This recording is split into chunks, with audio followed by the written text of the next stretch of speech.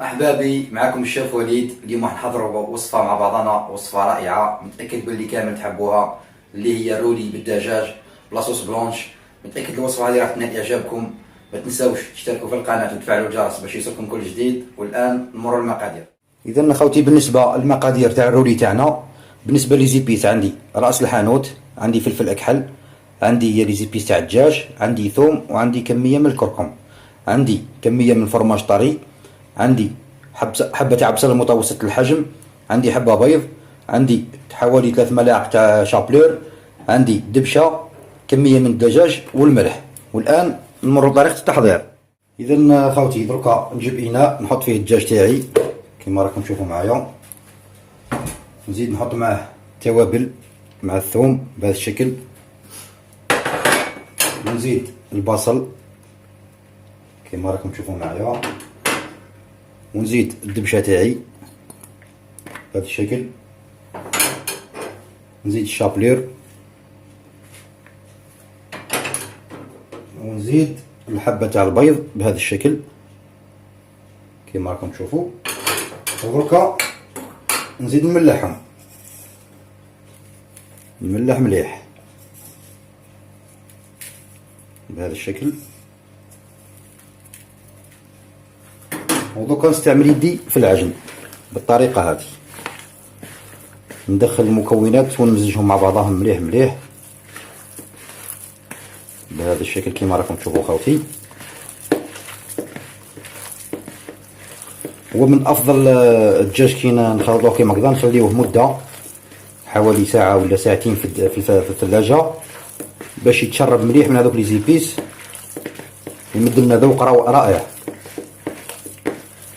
نخلط مليح كيما راكم تشوفوا. درك خوتي، بعد ما خلطت الدجاج تاعي بهذا الشكل، راح نوضعو جنب، راح نجيب بابي فيلم وراح نفتحو بهذا الشكل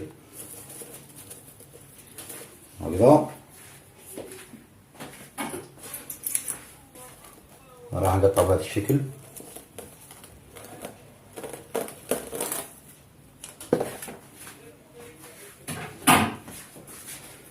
نفتحو مليح كيما راكم تشوفوا معايا. ودركا نجيب كميه تاعي تاع الدجاج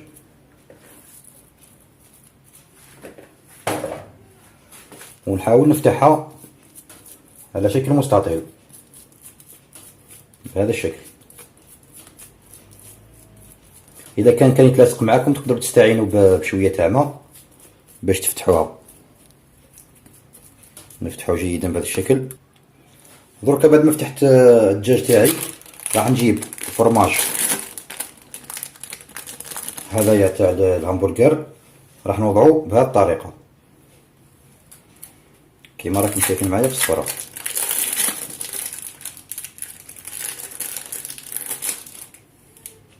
بهذا الشكل. نزيد القطعه الثالثه،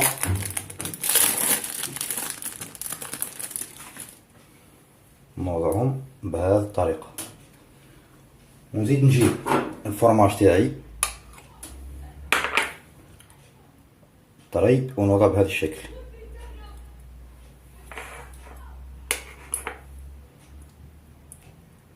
كيما راه موضح معكم خاوتي.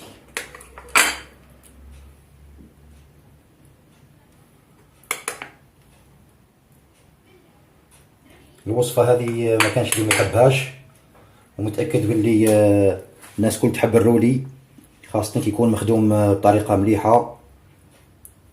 نسوي الفرماج تاعي بالشكل هذا.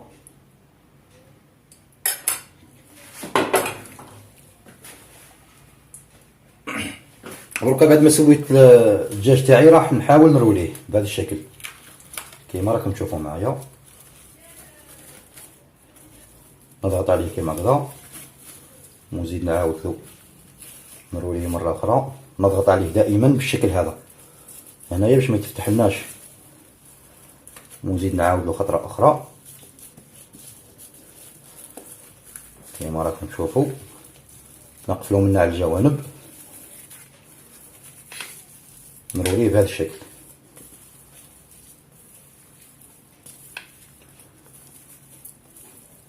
نديرو الطريقه هذه كيما راكم تشوفوا معايا خوتي في الصوره.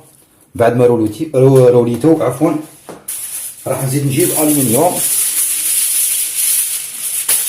نحل الالومنيوم تاعي ونزيد نحط الرولي تاعي في الوسط ونروليه جيدا بهذا الشكل.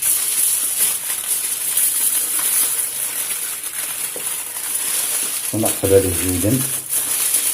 درك اخوتي هذا الرولي تاعنا بعد ما روليتو كملتو، درك راح نحطو في الكسكاسي فور مدة 35 دقيقة حتى 40 دقيقة ونرجع لكم. اذا خوتي هذا هو الرولي تاعنا بعد ما فورناه. دركا جات مرحلة باش نحمروه في الزيت ونقليوه. دركا في المقلاة نتاعنا كيما راكم تشوفوا معايا خوتي راح ندير ملعقة كبيرة تاع زبدة، نزيد كمية كيما هكذا ونشعل النار كيما راكم تشوفوا.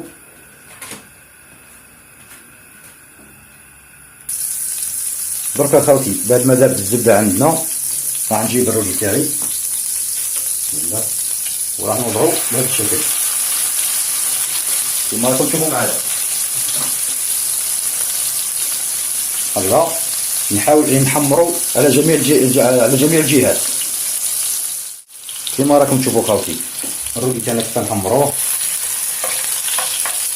كيما راكم تشوفوا معايا. هلا نحمروه بهذا الشكل.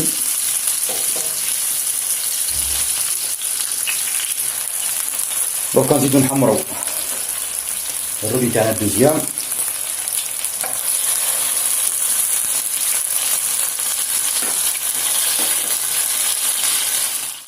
دركا خوتي بعد ما قلينا الرولي تاعنا كيما راكم تشوفوا ما شاء الله كيفاه جا، دركا راح نمرو باش نديرو لاصوص. بالنسبه لاصوص خوتي في نفس المقلاة راح ندير كميه تاع بصل كيما راكم تشوفوا. راح نقلي البصل تاعي مليح بهذا الشكل.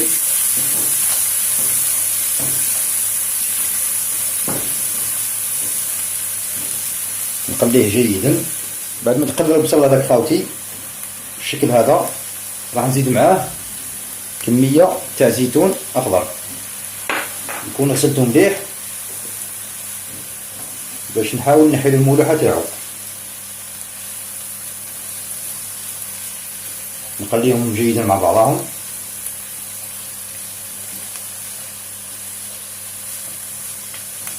بهذا الشكل. دركا خاوتي بعد ما تقلاو مليح البصل تاعي مع الزيتون راح نجيب زوج علب تاع كريمه سائله تاع كريم فريش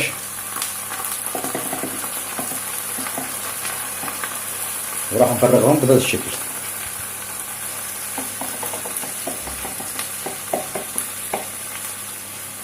ونخلط الخليط تاعي جيدا بهذا الشكل.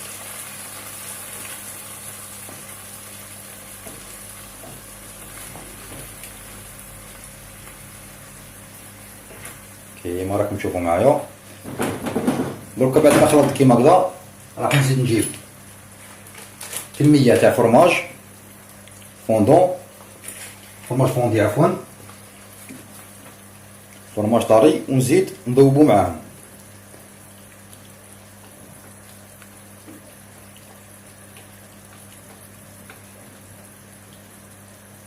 بهذا الشكل. خلط مليح المكونات نتاعي. هذه الصلصه على بالي تكون مليحه بزاف مع الرولي تعطيه بنه روعه. ودركا راح نزيد ملعقه صغيره تاع فلفل اسود بهذا الشكل. وراح نزيد كميه من الملح ما نكثرش لانكم على بالكم باللي الزيتون والفرماج فيهم كميه تاع الملح سما لازم نديرو حساباتكم. نخلط لاصوص تاعي بهذا الشكل.